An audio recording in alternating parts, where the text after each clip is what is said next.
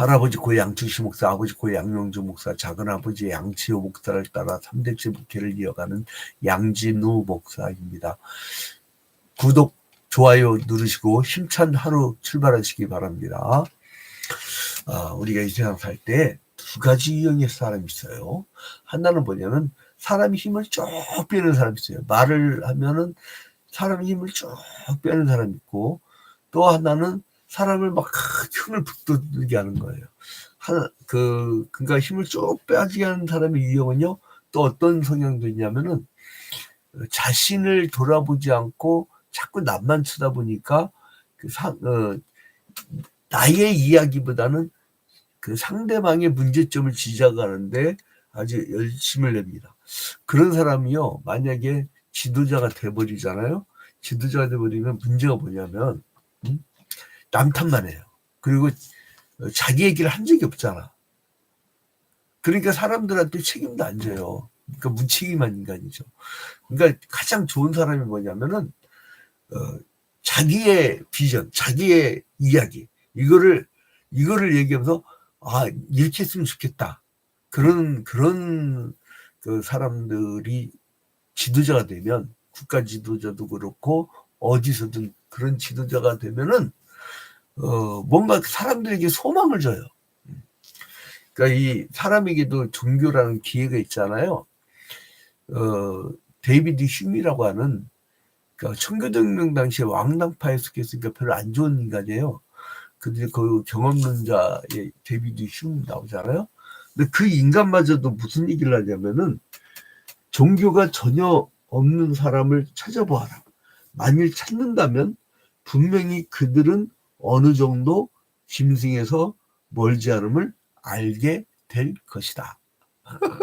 이게 뭐냐면요, 종교가 없는 사람은 짐승과 비슷하다 이거예요. 그런 얘기를 해요. 자, 이제 예수가 이 땅에 오셨단 말이에요. 2000년 전에. 근데 구약시대 내내 메시아 대망 사상을 갖고 기다리던 자들은 오히려 자기들의 성전 기득권을 지키려고 예수를 잡아 죽이려고 그래요. 근데 오히려 기득권이 없었던 이방인들, 그 사람들이 예수를 따르면서 예수와 함께 이제 이렇게 가게 되어지는 것이죠. 자, 그래서 이제 예수께서 이제 어디로 가게 되면 고향으로 가게 돼요. 자, 봐봐요. 1절 보니까 예수께서 거기를 따라서 어디로 가셔요? 고향으로 가시니. 나사렛이죠.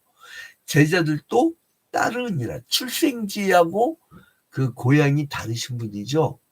근데 어디서 보냐면 2절에 보니까 안식일이 돼요. 안식일이 있네요. 그죠? 해당에서 가르치시니 많은 사람이 듣고 놀라 이르되 이 사람이 어디서 이런 것을 얻었느냐. 이 사람들, 따르는 사람들 한번 보세요. 굉장히 종교적 열정이 굉장히 강하잖아요. 펄컵의 조직신학이라는 책에서 보면은 종교란 뭐냐, 종교란 뭐냐라고 했을 때 세 가지 조건이 있어요. 종교는 첫째로는 신이 있어야 돼. 두 번째로는 계시가 있어야 돼. 세 번째로는 경전이 있어야 돼. 이게 종교의 조건이에요. 그래 이제 고등 종교들 보면 이런 공통점들이 있죠. 근데 여러분, 왜 무당들은 종교에 속하지 않을까요? 종교인 나하고 않잖아. 우리는 무속인이라고 하지. 이거 뭐죠?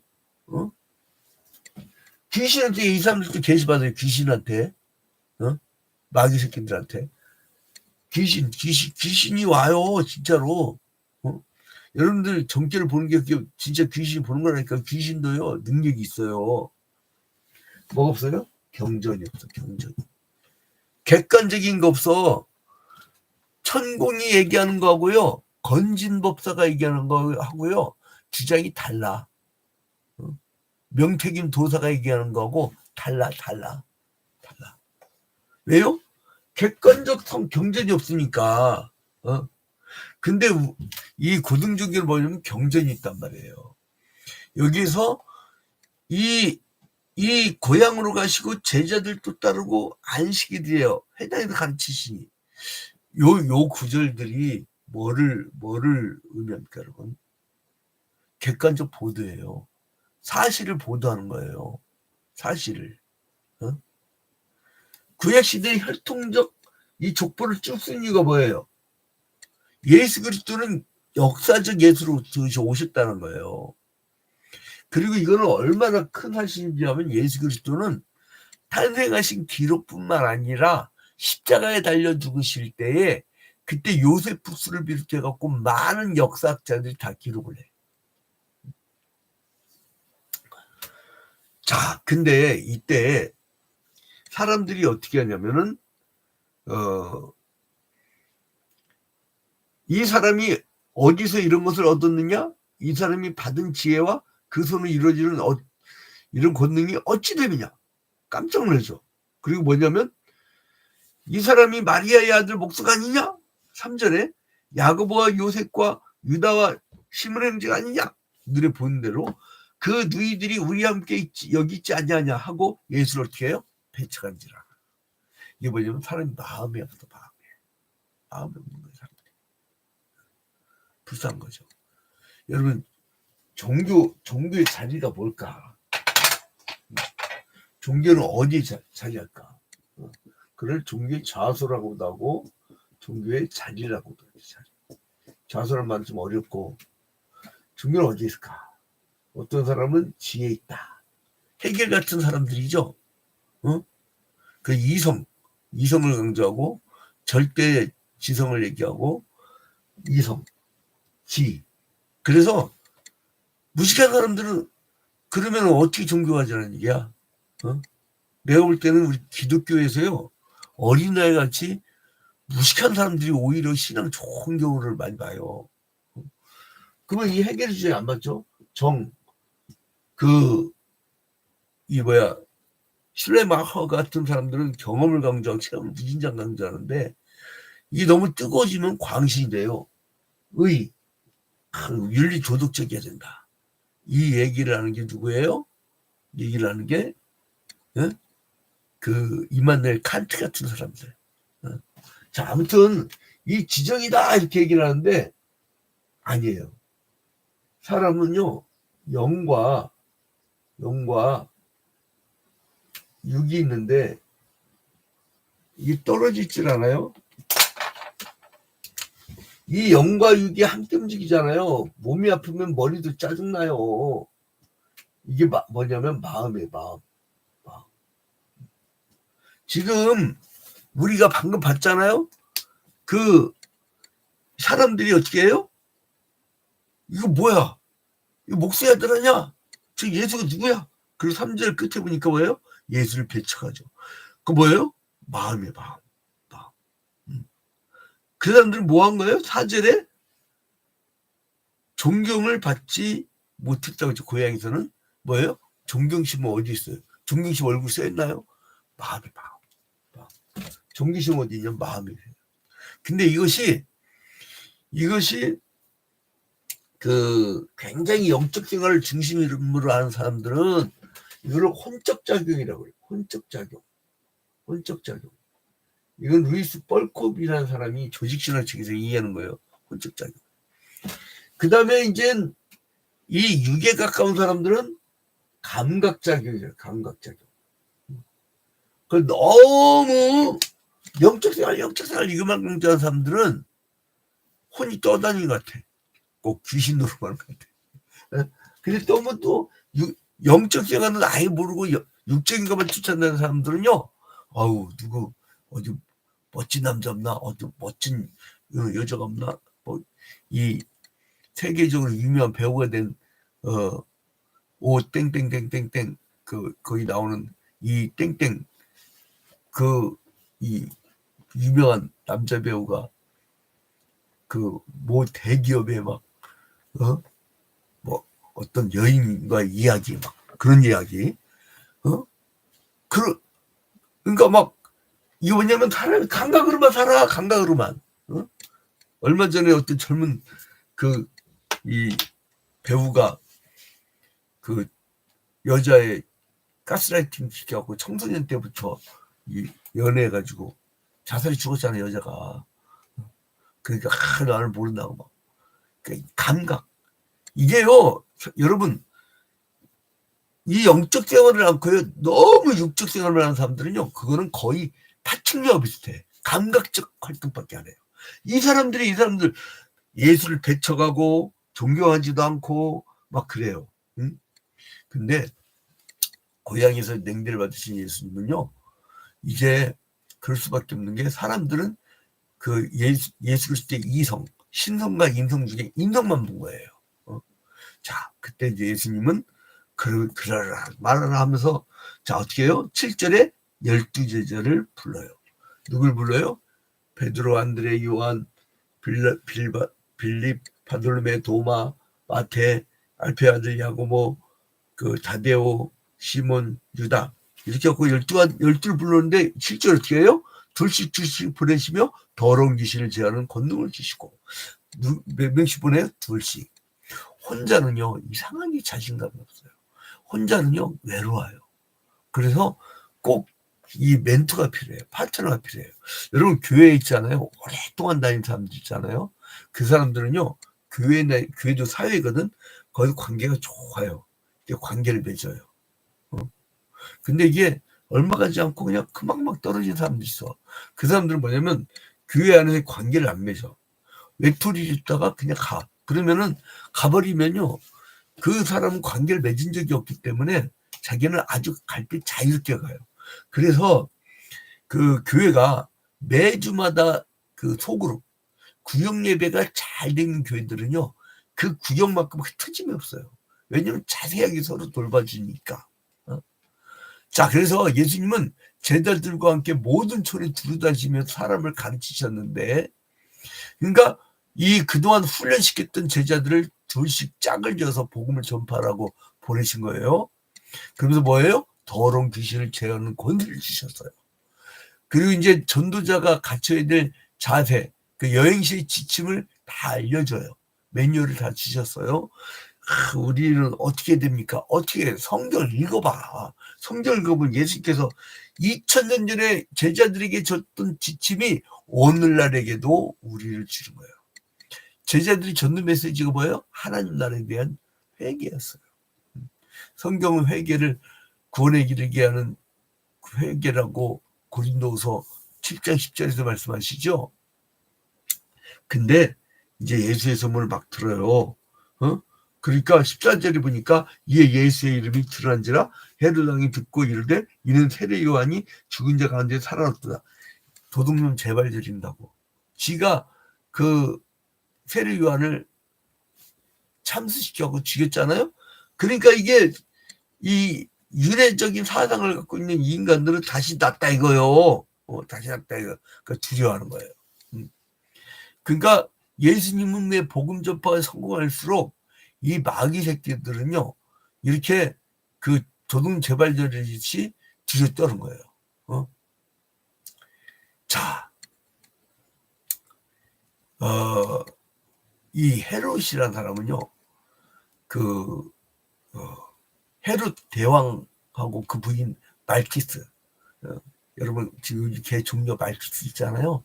얼마나 개가 쳤으면 부인 말키스 이름을 개 이름에다가 친다고. 옛날에 여러분 그 영국 혁명 때 30년 전에 막 이런 시기 지나고 메리가 얼마나 사람들을 많이 죽였냐면 너무 많이 죽이니까 피가 막 어리니까 개새끼 보면서 야 메리 쫑쫑쫑쫑 야야야 그러면은 개년이란 거야. 그러니까 이 헤롯 대왕의 아들로 태어나가지고요. 기원전 4년부터 주 39년까지 갈릴리와 베리아 지역을 지배했던 헤롯 안티파스였는데 이 예수의 소문을 헤롯이 듣고 그러니까 뭐지 세례 요한을 죽인 다음이죠. 그래서 이제 자기가 목표였던 그 인간 아니냐고서 막 뒤로 떠는 거예요. 여러분 예수가 없는 인생은 두려움이 가득합니다. 여러분 잘 먹고 잘 산다고요? 네? 대한민국 젊은 세대가요 의지가 없어요. 제가 깜짝 놀란 게 뭐 안성공단이나 안성공단 가보면요 구인 광고가 막 이 공장마다 다 붙어 있어. 3D 업종 안 간다 이거예요. 힘든 데는 안 간다 이거예요. 여러분 내가 놀랐네. 외국 노동자 월급 제대로 받아요. 그런데 공시생들은 왜 이렇게 많아? 그리고 여러분 공무원 해봐야 그 공장에 구인 광고 붙어 있는 거에, 응? 붙어 있는 거에 그 2분의 1? 초봉 여러분 얼마 안 돼요. 공무원들. 내가 깜짝 놀랐어요. 토요일마다 교복은행에 이 자원봉사하러 오는 그 공무원 고급 간부 은퇴하신 분의 부인이 있는데 평생 고생했다는 거예요. 남편이 너무 모범생이라 어디가 뒷거리도 없고 반듯하게 공무원 생활했는데 그 공무원 월급 갖고는 도저히 답이 안 나온대. 그러면 항상 공시생 되려고 그래. 왜요? 편하니까. 3대 시대인 거예요. 그리고 롤리니스, 외로움증에 빠진 애들이 너무 많아요. 전부 세상이요. 이 감각작용에만 관심이 있어요. 그러니까 마음이 어디 가냐면 전부 육적인데. 애들 있잖아요. 잘 먹고 잘 살게 하는 데만 초점이 있어요. 그러니까 애들이 전부 다 감각적, 이 파충류같이 자라잖아. 어? 영적 생활을 하기야지, 영적 생활. 그렇다고 영적 생활을, 이거 너무 또 이것만 하면 안 돼요. 그러니까 영육 간의 강건하는 거예요. 영육 간의 강건. 아무튼, 근데 막 말씀을 듣다가 이 혼적 작용이 너무 강한 거였죠. 말을 막 듣다 보니까 배고파. 해는 지고, 이 배는 고파. 그래서 예수님께서 그 주님 곁으로 막 몰려드는 제자들 막 전도를 다니면 어떻게 돼요? 사람이 와. 근데 희한해요. 나도 이걸 체험했는데 지금 둘씩 보내갖고 예수님도 같이 전도했잖아요. 근데 전도를 하는데 거기 전도하러 간 데서 사람 데려온 거 기록은 없어. 이상하게 와. 근데 제일 재밌는 걸 발견했어요. 제가 왜 매일 새벽 기도하고 매일 말씀 연구한 다음에 그리고 뭐를 하냐면 교인들 신방 기본적으로 먼저 하고 그다음에 전도를 꼭 나가요. 꼭. 왜 꼭 나가냐면은 전도를 꼭 난 이유가 있어요. 내가 전도를 막 하잖아요. 나가고 전도해온 사람 별로 없네. 근데 이상하게 열심히 전도를 하잖아요. 그럼 사람들이 와요. 바로 그 모습에 무리가 와. 무리가. 그러니까 뭐냐면 그 제가 또 전도를 안 나가면 교회가 쭉 가라앉아요. 그거 희한하대. 그러니까 이 어쩔 수 없어. 죽는 날까지 목사는 전도 나가야 돼. 교인들은 각자 직장하고 가정 거기에 이제 열심을 내야죠. 그러니까 예수님께서 무리를 보고 이제 배고프니까 불쌍히 여기시는 거예요. 근데 때가 이제 저물어 가고 있었어요.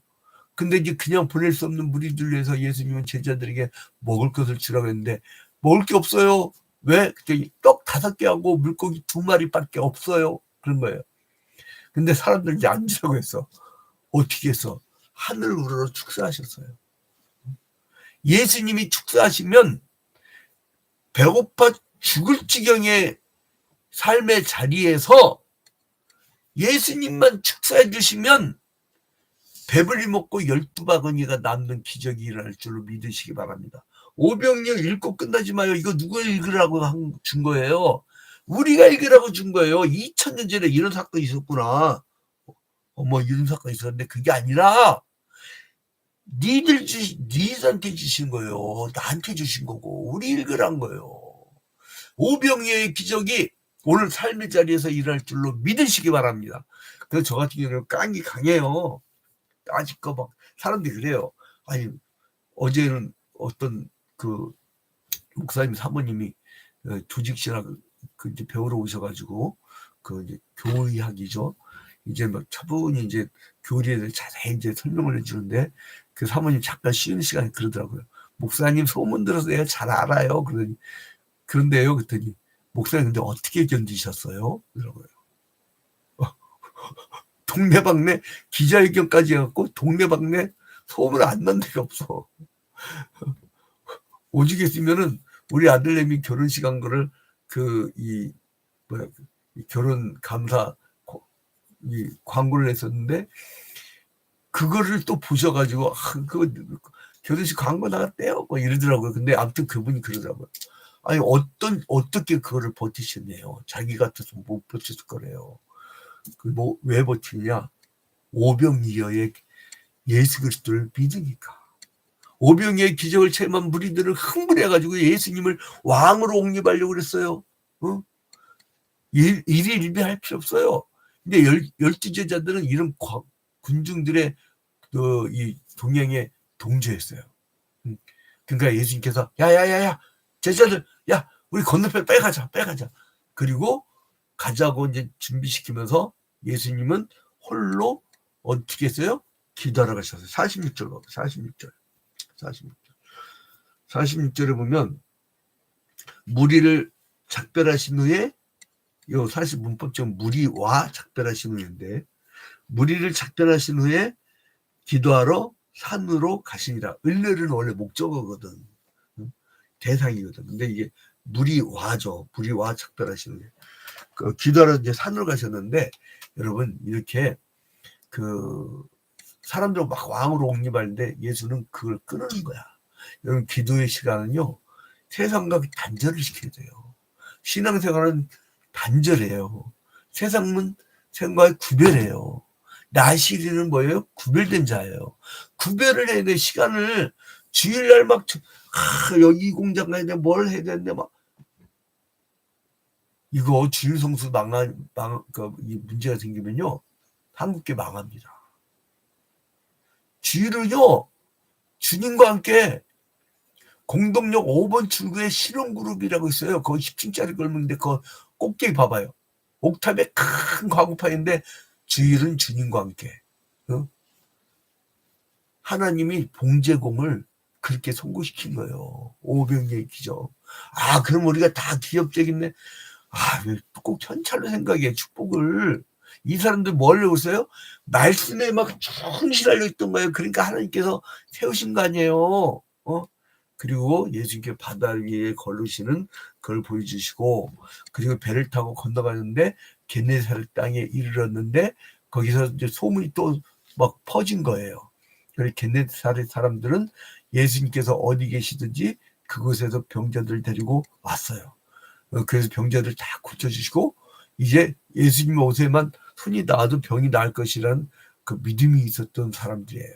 그러니까 그 믿음대로 역사들이 일어났습니다. 자, 여러분 결론을 맺겠습니다. 오늘요 우리 예수만 믿읍시다.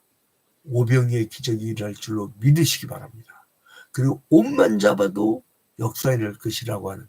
그러니까 가난한 저는요 잠깐 기도한 것도 요즘에 기도 제목이 너무 많아. 우리 교회 암환자들 뿐만 아니라 막 전국 사방팔방에서 이게 뭐 뭘 받는지 암환자 기도 제목이 와요. 그러면 어떻게 보면 기도해야 돼요. 근데요 말하지 못하는 전에 기도 시간이 짧아져. 한 사람. 왜냐면 나는 절대 시간이라는 게 정해져 있거든. 24시간이. 나 오늘 새벽 기도 마치고요. 그 다음에 아침에 이제 영어 성경 공부만 가야 돼요. 또 오후에는 또 우리 새신자들이 기다려. 왜요? 전도 나가자고. 그래서 이제 뒷동산이 있어요. 서울 둘레길 강동거리 내 일자선 코스에 초이동 야외 헬스장에서 거의 주로 막 전도지 막 돌려요. 매일 거기에 막 전도 당하러 오는 사람 상층객들이 막 그냥 어마무시하게 올라오거든. 그냥 막 전도지 돌리는 거야 그냥. 대화할 시간도 없어. 근데 어떤 사람들은 목사님이세요 딱 붙잡고 얘기를 해요. 나 사실은 이런 시험이 들었고 저거. 여러분 오늘요 오직 예수. 그리고 오늘 저녁에 또 수요기도 있잖아요. 그 수요기도까지 이제 오늘 막 그 새벽기도에 마치고 기도하고 수요기도까지 일정이 꽉 잡혀있는데 오직 예수. 배고픈 거 하나님 먹여줄 수 있습니다. 오직 예수. 오직 복음. 예수 그리스도의 복음을 여러분 사업처에서 가정에서 그것을 천국으로 만드세요. 그것은 여러분의 목표지. 나는 못 가 거기로. 나는 교회당 중심으로 전문 사역자니까. 여러분 이제 우리 다 같이 오직 예수, 오직 복음으로 살아서 오병이어의 기적이 일어나는 여러분이 되시기를 주님의 이름으로 축원드립니다.